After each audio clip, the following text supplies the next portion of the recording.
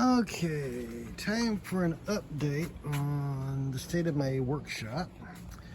I took the time to make a door with a bamboo hinge.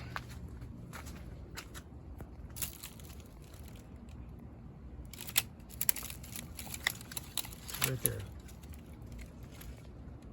Using larger and smaller pieces of bamboo that fit inside of each other. The top and the bottom. There you go. This might be a little bit better if I had a separate camera person, but there you go. And just like that.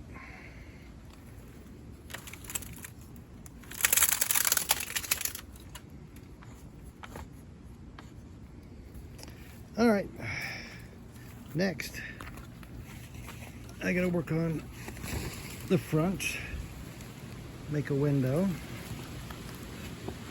with a vertical folding tight, and I've got to reinforce the tarp because all the wind and rain we've had lately have ripped this one quite a bit. So it doesn't do its job as well. Well, that's the update for now. Back to work.